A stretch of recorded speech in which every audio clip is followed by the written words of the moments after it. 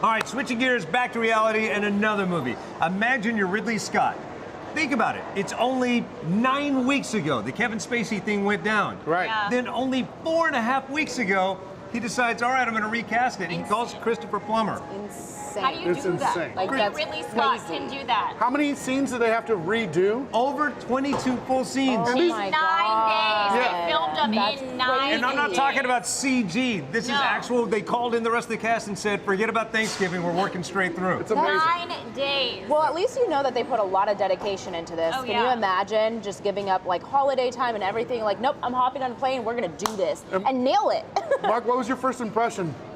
You know what? I think Ridley Scott knew this movie was neither going to save him or sink him and wanted the challenge. I Yeah. think he actually dug it in a weird kind of and way. it turns out great. Yeah, and Yeah. we talked about it.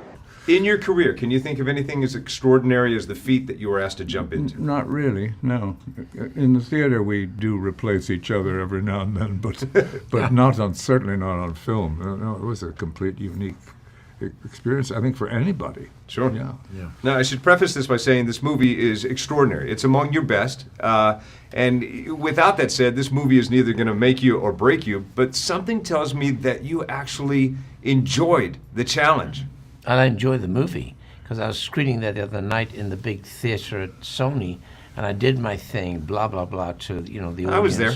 You were there, but I went around the back and I sat up. That's the mixing room. I sat at the back. I got stuck there for another hour because I can't help watching the goddamn movie. It's such a very interesting, great dynamic. It's a very interesting story. Oh, yeah. The characters are great, so I got tied up again. For this movie to work on the level it does, you have to, at some point, kind of like J. Paul Sr. You have to Yes. see that twinkle in his eye. Could anybody else have done that? Not like that, no. Because you have an inordinate charm, you see.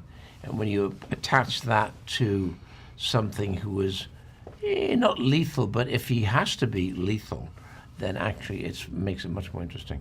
But, never just do a bad villain. The villains that you kind of are torn between kind of quite liking are always much more interesting.